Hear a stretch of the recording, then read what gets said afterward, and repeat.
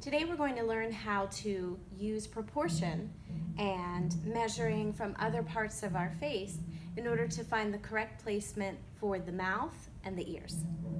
So as you remember from our previous lessons, we started with sort of an egg shape or oval shape for our head. We measured the size of our head. We created our head in a drawing on our paper, really lightly sketching. We added our neck, making sure it was strong and large enough to support our head and not just a tiny stick in the middle.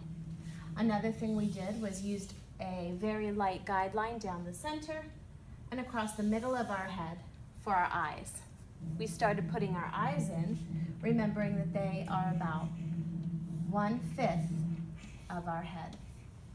We added our eyes. We measured about halfway between the eye line and the chin for our nose. And we also started adding details for our eyes. I'm just going to quickly sketch in some eyes here because I want to get to the part where we talk about the mouth and the ears. If you have not yet added the eyes and the nose to your drawing, you'll want to make sure you get those in today because you need the eyes and the nose drawn in order to help you place and measure your mouth. When we added the nose, it was about halfway down from the eyes to the chin.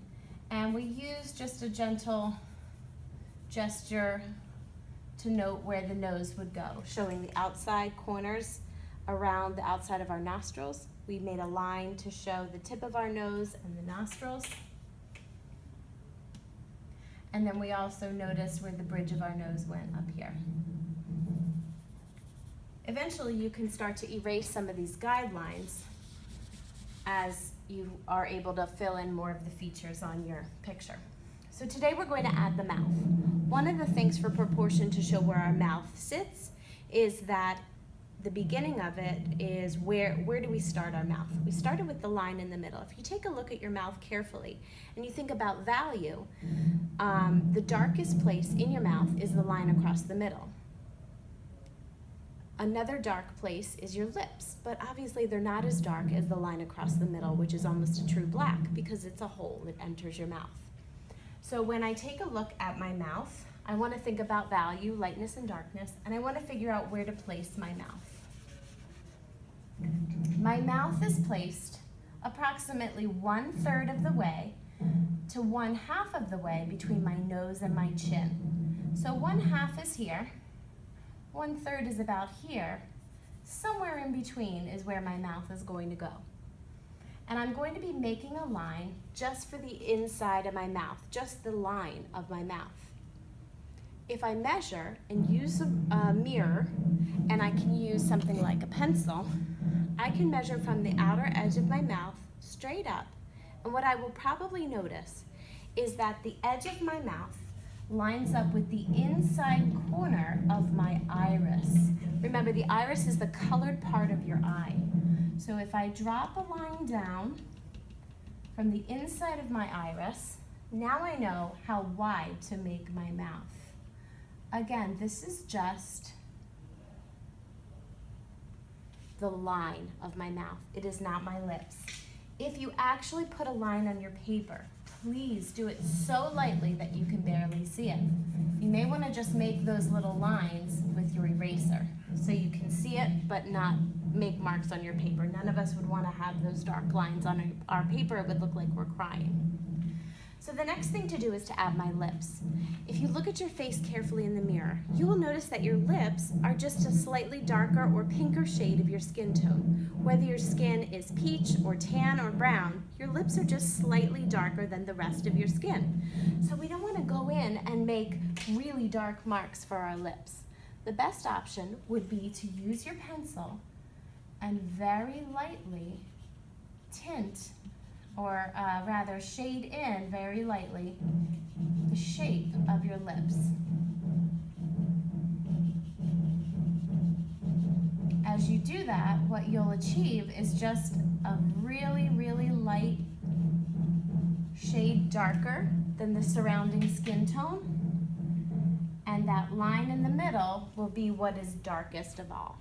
That would be the best way to achieve a realistic lip. Look carefully at your lip though. Some people's lips are fuller on the bottom or fuller on the top. Notice which part is thicker or thinner. Try to match the thickness of your lip. You may use the ruler if you need to, but be careful not to touch it to your face because of germs.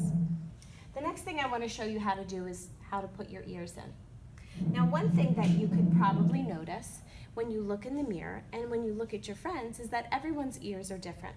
Some of you, in fact, won't even need to end up putting ears in your drawing because of the way that your hair goes. If, however, you are putting ears in your drawing, if your hair is short or if you're showing that your hair is pulled back, you'll need to draw them in. One of the first things to do is to look in the mirror and notice where is the top of your ear. When I look in the mirror and I notice the top of my ear, I notice it starts up here near my eyebrow. So I'm going to put a little mark on my paper on either side of my eyebrows, on either side of my head at the level with my eyebrows. Now, where does my ear end? I look down and I notice the bottom of it. I come straight across and I notice it ends somewhere between my nose and my mouth. It seems like a really gigantic thing, but it really truly is that big. When I draw my ear, I know that ears are shaped like this, but that is not how it looks. It is flatter against my head. So when I look at it straight on, only part of it shows. It's sort of in perspective because it's tilted back. Just like if you were drawing a circle for the top of a cylinder, when it's sitting in front of you, that circle for the top of the cylinder is tilted back a little bit, so it's shortened a little bit. Same thing with your ear. If I were to look at your ear to the side, I might see a really big shape like that. But when I look at it from the front, I see more of a shape like this. And use your mirror to help you. It sticks out a little, then it follows along the side of my head, and then it does have a small curve again at the bottom for the lobe. So again, I have the top, sticks out a little, follows a little closer to my head, and then curves out for the lobe. And there you have it. Now you've been able to find the correct placement for the center line of your mouth, find how long it should be based on the inside of your iris, not the inside corner of your eye, but your iris, and use gentle shading to color in your lips. And finally, you should have been able to correctly place your ears. No matter what you do today, please make sure that you draw everything lightly, and please make sure that you're looking in the mirror and trying your best to draw what you see. If you have extra time today, you can continue to add more details, such as highlights in your eyes, or more shading and shadowing. And if you would like to add any other shadowing in your face, use the mirror to really look and notice what you see. Best of luck today with your drawing.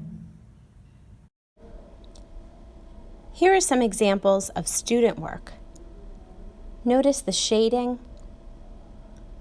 Notice the way that they drew the eyes and the nose, but especially today, notice the way they did the mouth. Some students chose to make a definite line above and below the lip. But as you do your work today, make sure that the darkest value of your mouth is in fact the line in the middle. Look very carefully at the way each student did their work and use some of these techniques in your work today. Several student examples will be placed at your tables, and you can refer to them as you work on your mouth and your ears in your drawings today.